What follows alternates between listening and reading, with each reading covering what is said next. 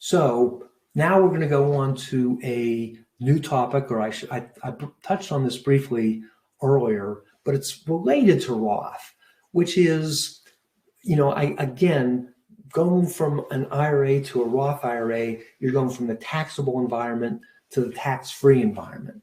What are some other ways of going from the taxable environment to the tax-free environment without doing a Roth IRA? Well, you could take some IRA money, cash it in, pay the tax. Now you have just plain old after-tax dollars left.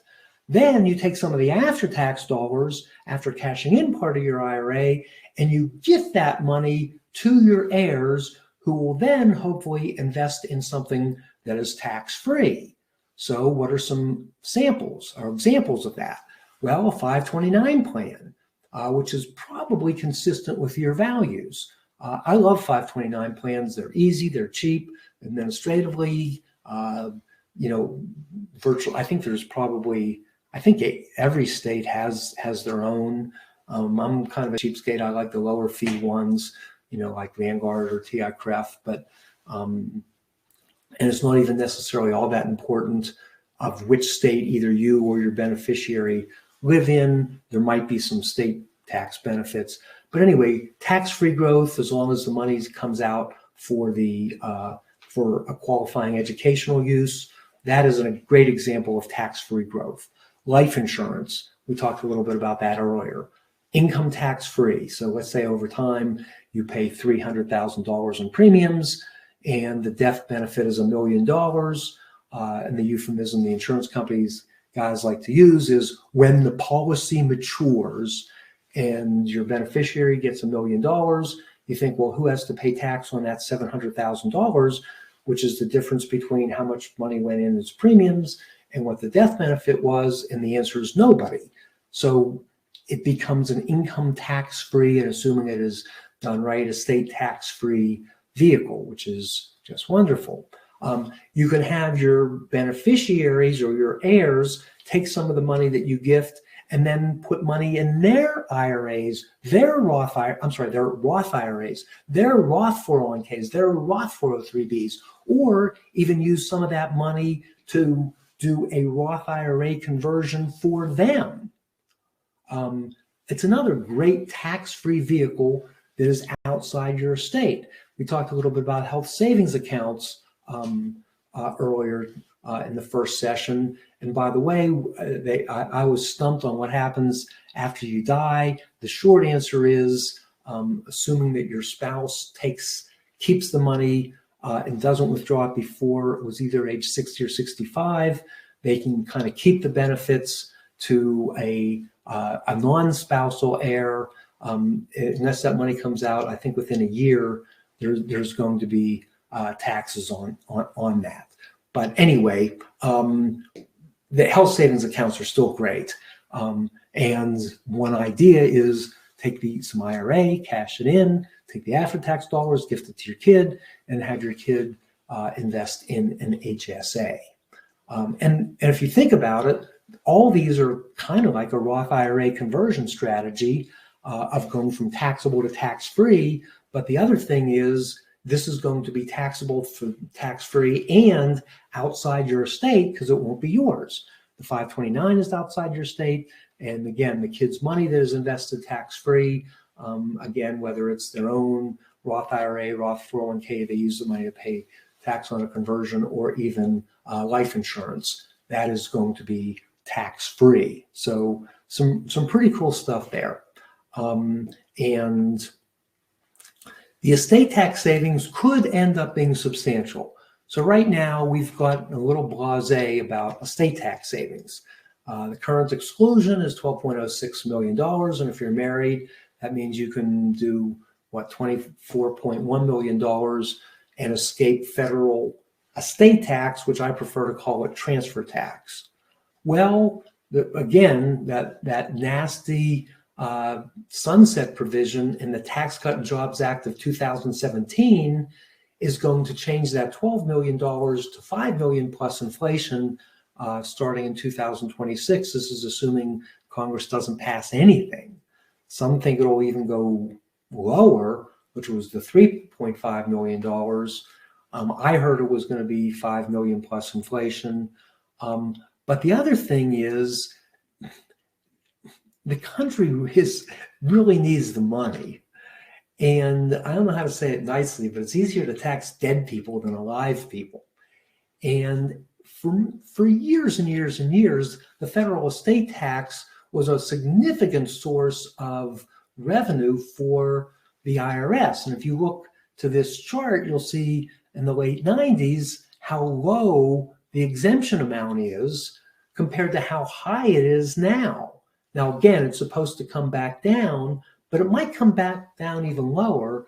And again, this Roth IRA conversions are not only great to reduce your income taxes and the income taxes of your beneficiaries, but might reduce your federal estate tax. And the other thing is, even if you're not in a federal estate tax situation, you might live or die in a state that does have a transfer tax. And by doing a Roth IRA conversion, you are actually saving transfer taxes. And if you live in a place like New York or California, they become both the income taxes and the estate taxes on these inherited IRAs are substantial. And by the way, that's part of the planning of when do you do a Roth conversion? Because to do it right, you have to say, okay, where are you a resident now? Where are you likely to die? Where are your kids likely to be a resident after your death? And all that is important. So, for example, we have a lot of Pennsylvania clients, although most of our new clients are from all over the country. But traditionally, we had more Pennsylvania clients. Pennsylvania doesn't tax Roth IRAs or Roth IRA conversions. And if somebody was going to move to California, we would try to do the Roth conversion before they moved. And that way, the Roth distributions and it lowered the California transfer tax. Now, what you don't want to do is live in a city or a state like New York or California where you weren't able to deduct your retirement plan contributions and move to that was I'm sorry, you were allowed to, and then you moved to Pennsylvania and you wait, I'm going the wrong way. If you don't want to go from a high estate tax, you do want to go from a high estate tax to a low estate tax or a lower income tax, but then wait to do the Roth IRA conversion until after you've moved. This is probably more applicable to people maybe moving to Florida, moving to Texas, moving from a taxable or a high state income and transfer tax state to a low or no income tax or no transfer tax state. So that is something to keep in mind. It's not just the federal transfer taxes. All right, now the backdoor Roth IRAs. Again, I got all these questions on the backdoor Roth IRAs when I was presenting to the 1,000 physicians. So what we were hearing before the end of the year is, hey, these backdoor Roths, they're going to be eliminated. And we even heard, they're going to be eliminated retroactively. So even if it's done not on January 1, but later in the year, these backdoor Roths are going to be eliminated retroactively to January 1, 2022. And maybe that is exactly what's going to happen. But this is what I will tell you. I don't think that this is on the top of everybody's mind with Ukraine and everything else. And the longer you go without changing the law, the more difficult it is to eliminate the backdoor Roth retroactively. Can't promise it, and if you do some of the things that I'm about to talk about, it might just be wiped out by a retroactive change in the law. On the other, in which case, presumably, there will be some methods of putting you in the same position than if you did nothing. In other words, they're not going to punish you for doing this, especially if they do a retroactive law. But it still might make a lot of sense. So let's take a look at some of the variations of, let's call it the backdoor Roth, which, by the way, we've been recommending for years, even when it was unclear whether we could do it. Then it became clear we could do it. So the backdoor, let's just talk about Roth contributions. And like any IRA, you must have earned income in order to qualify for any kind of IRA or Roth IRA or backdoor Roth IRA contributions. And let's assume that you're married and your married filing joint income exceeds $144,000. All right. So basically, and there's actually a phase out in between, but let's assume that your income is too high to qualify to do a Roth IRA contribution. And let's assume that you don't have any other IRAs, and that's another assumption. We can take your existing IRAs and maybe roll them into your 401k or even one person 401k. Then you make a $7,000, this is for over 50, you make a $7,000 non-deductible IRA contribution for yourself and for your spouse. So now you have $14,000 of these non-deductible IRAs. And then you convert your $14,000 of non-deductible IRA to a Roth, and you don't have to pay any taxes on that because the non-deductible IRA has what's called basis. So what you have in effect done is you have gone around the $144,000 income limitation. If your income is less than that, there's no reason to go through all these gyrations. But my wife and I have been doing that for years and years and years, and you know, we've just benefited so much from that strategy. Okay, if you don't, by the way, I said you take the IRA and roll it into a 401k because I don't want to get into the proration rules, which is a mess if you have existing IRAs. Then this is what I'll call the mega backdoor Roth. And here's a really big if. Your retirement plan at work must allow a backdoor Roth. And what we're not talking about a Roth IRA at this point. We're actually talking about a Roth 401k or a Roth 403b. Let's assume, however, that you either have enough sway to change the company policy or the company is enlightened, which most companies are not, and they say, okay, we are going to allow this. So let's assume, for example, that you're in a position that you can max out your retirement plan. Now, for 2022, the total amounts of money that you can contribute to most of these retirement plans, or at least the higher parts of them, in some you can do more, but let's just keep it simple for a minute, is $67,500. All right. Then let's say that of that, maybe 27,000 is the maximum that you yourself can contribute. And again, you get a choice of either traditional or Roth with your 27,000. Let's say presumably it's going to be 27,000 in a Roth. Then the employer is kicking in 10.5 because let's say that's just a percentage of your salary that the employer will kick in. All right. So, and by the way, the employer share is always going to be traditional. So now there's $30,000 that is remaining that is less than the total amount of retirement plan contribution that you're allowed to do. Well, what you could do, and hardly anybody does this, but it's a really cool strategy. And again, I hope that they don't eliminate this retroactively. We've saved a ton of money doing Roth IRA, backdoor Roth IRA conversions, and we'll talk about two other techniques.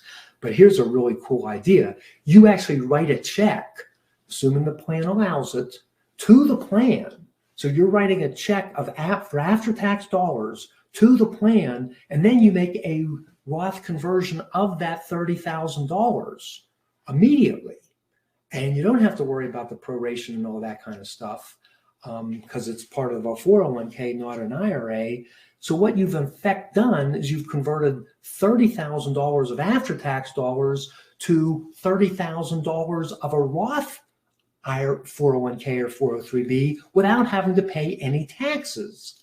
And over time, even if you just do it once, if you look at this over, say, a 40-year period, your family, and even if you're not going to be around for 40 years, your family is going to be better off by hundreds of thousands of dollars. If you do it multiple years, it can be even more. So it's really powerful. We've been doing it for years.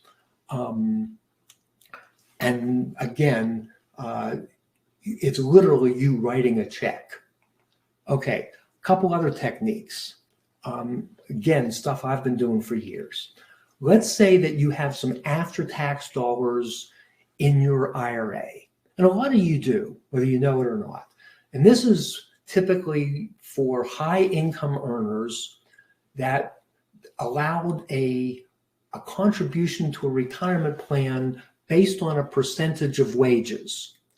And the percentage of wages limitation was higher than the amount that you could deduct. So to make it simple, let's say that way back when they allowed you to deduct, say, $10,000, but the percentage of your compensation that you were allowed to put into a retirement plan was $20,000. So for that extra $10,000, you didn't get a tax deduction, nor was it a Roth. It was plain old after-tax dollars because you didn't get a tax break, or, by the way, a non-deductible IRA, same concept. You didn't get a tax break, but again, we're now assuming that this is in an IRA. All right, so how do you go from the IRA, which has both after-tax dollars and pre-tax dollars? Ed Slott calls it separating the coffee from separating the cream from the rest of the coffee. So what you do is you establish a one-person 401k. And again, you need to have earned income to have this one-person 401k, or maybe you even have an existing 401k at work right now. So you get you get a special type of retirement plan that will not accept the rollover of after-tax dollars in the IRA into the 401k. The 401k, by the rules of the plan, says we will only accept pre-tax dollars. So you take all the pre-tax dollars in your IRA and you roll it into a 401k, leaving nothing but after-tax or basis dollars in your IRA. Then, with the after-tax dollars in your IRA, you make a Roth IRA conversion of that. So you, in effect, are taking the after-tax dollars in the IRA, converting it to a Roth without having to pay the tax. So the proration rules I had talked about earlier, that applies to all your IRAs, and I think it's a loophole, but it's a loophole I've exploited to benefit clients by hundreds of thousands of dollars collectively, millions and millions. But anyway, they don't prorate the combination of IRAs and 401ks, which theoretically they should, but they don't. So you're able to convert your after-tax dollars in an IRA to a Roth IRA without having to pay the tax. That is cool. The Westinghouse people love doing that because most of them, at least the ones I deal with, did have higher compensation levels than they were allowed. They were conservative. They maxed out their retirement plan, even if they didn't get a tax break. Now, years later, they are doing that, and it is just wonderful because it doesn't cost them a nickel, and they're going from, let's call it after tax within an IRA to a Roth IRA for free. By the way, that is part of the book, Roth Revolution, Pay Taxes Once and Never Again. I did an article about that years and years ago, and we can still do it, and we are doing it. That is one of your bonuses. The other thing is, let's say that you retire and you have both after-tax and pre-tax dollars in your existing retirement plan. Well, Internal Revenue Service Notice 2014-54 says, hey, your employer can send the pre-tax dollars to your IRA, and they can send the after-tax dollars directly to a Roth IRA. A lot of people don't even know that. We've been doing that for years. It's wonderful. And again, this might end this year, and it might end retroactively. So you might do a lot of this stuff that I'm suggesting and then find out, oh, gee, they changed the law. You can't do anything about it. Or maybe they don't change it retroactively, or maybe they change it next year or whatever. So I'll just say it is a really interesting technique. We've been doing it for years. Sometimes the benefits of it literally are just enormous. Okay, so let's see. We still have some time left, and I do want to talk about Social Security. I might have to do the abbreviated version because I think people are more interested in Roth and Social Security.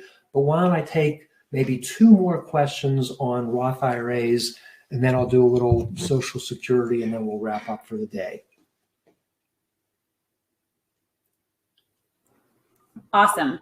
Okay. And I also was reminded, because we are going to be doing soon, we're going to be putting the offers up for the bonuses. So if you are interested in either working with us in an assets under management capacity and having a consultation for that, or if you are interested in a master plan engagement, you definitely want to fill that form out now, because it's going to be replaced later on by the bonus offer. So if you know that you want that, again, we had a lot of signups this morning. So if you know that you want that, get in line now so that you can get on Jim's calendar. Okay, so we do have a bunch of questions from the live room. They're really pouring in during the second half of your presentation. But let me see. There were a few from the very beginning that I don't want to miss. So, okay. This is a question from Joe, and I think it might be one of those that you can kind of take. It seems like it could go in a lot of directions. So I think you'll be able, though, to construct an answer that a lot of people might be interested in. So Joe asks, what are the ways to reduce RMD distributions in conjunction with Roth conversions relative to various tax brackets and the sunset issue? So I think really what he's saying is, what are strategies to reduce tax liability for your retirement accounts, given? Well, assuming that, and by the way, if you do a Roth, let's say that you're older than 72, you're taking minimum required distributions. What some people want to do is say, hey, since I have to take a minimum required distribution anyway, pay tax on it, is what I have left over, can that be a Roth? The answer is no. Good try.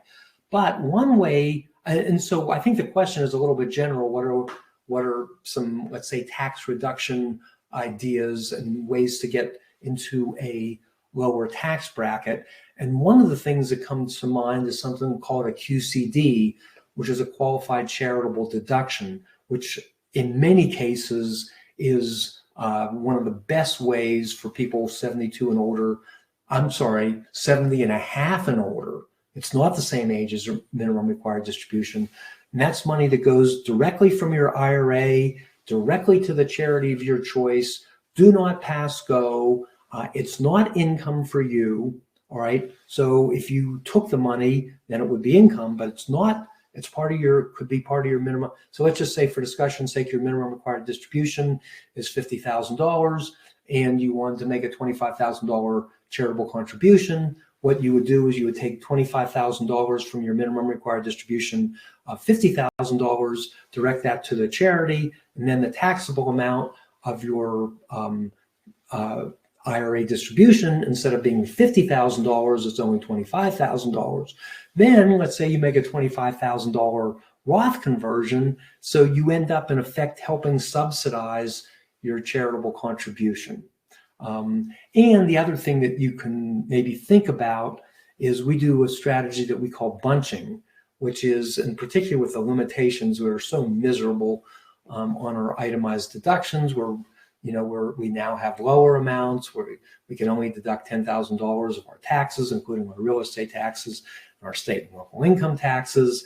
And sometimes what might make sense is that we time when we incur these expenses, and we might just say, for discussion's sake, we might pay all of our otherwise deductible itemized deductions in 1 year, and then not pay any or as few as possible in the next year. And that way we reduce our income and then potentially do a Roth conversion. So there's different strategies. Everybody is different, but those are the two that come to mind.